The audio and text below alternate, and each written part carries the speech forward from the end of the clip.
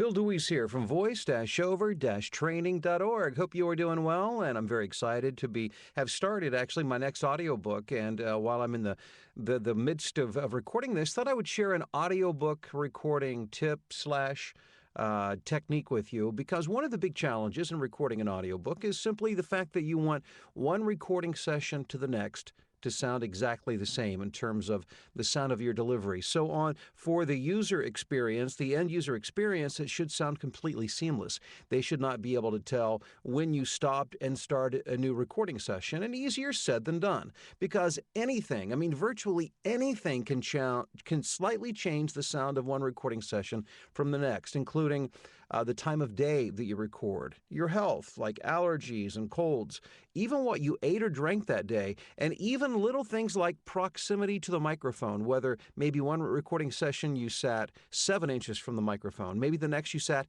7.5 to 8 inches away from the microphone, and all of that will color the sound of the recording just ever so slightly.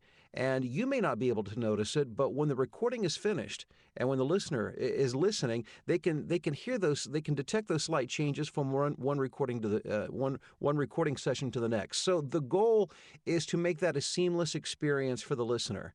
And how do you do that? Well, I'm almost always in the process of recording an audiobook. It's just an ongoing thing. It's part of my usual day-to-day recording workload. So what I do is simply this. I keep a reference file for my recording. Now, most of the recordings I do are business-oriented books and self-help type books, which means it's a one voice, one character, straight-ahead narration type read. So I normally refer back to the very first chapter or the introduction, the very first audio file that I have of the recording, and I use that as my reference recording throughout. So what I'll simply do is before I start a new recording session, I'll go back and pull up the first file that I recorded for that audiobook, and I'll listen for a while.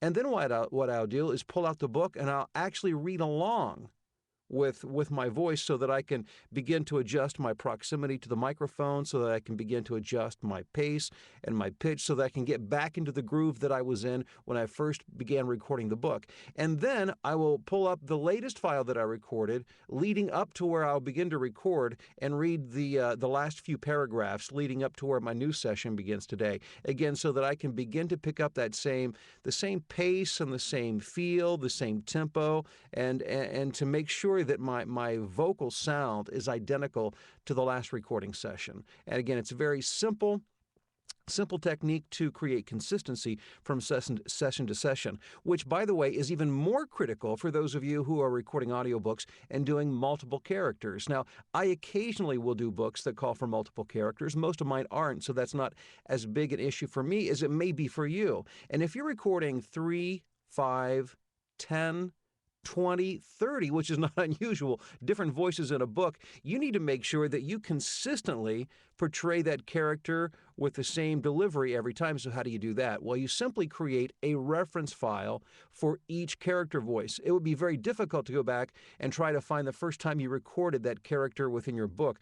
Maybe one's in chapter 1, maybe another in chapter 3, another in chapter 4. So, and you don't want to have to go back and try to look up, to listen to all of these characters. But if you create an audio file, an MP3 or a WAV or an AIF file, and you label it with the name of the character so that you can easily reference it and go back and listen to it, so that you can easily get back into character and duplicate what you originally recorded in your reference file, that will ensure that your character voices are in character and stay consistent throughout the entire book, making it easier for your listener to be able to listen to and enjoy and follow the story.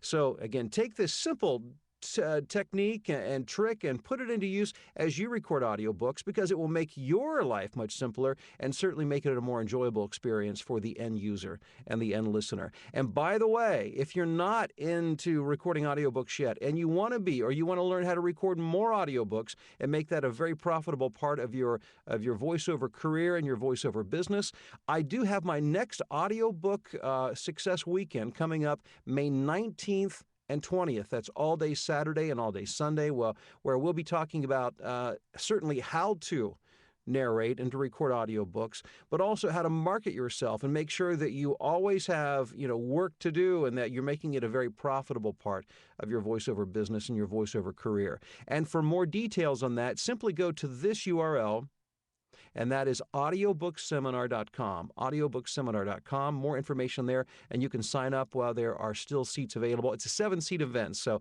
again, seating very limited. And so make sure you get signed up before it's all filled up, because I would love to have you at my next Audiobook Success Weekend, which, by the way, will be happening in my own studios here in the Chicago area. So hope to see you then. Have a great day, and good luck in recording your next audiobook. Take care.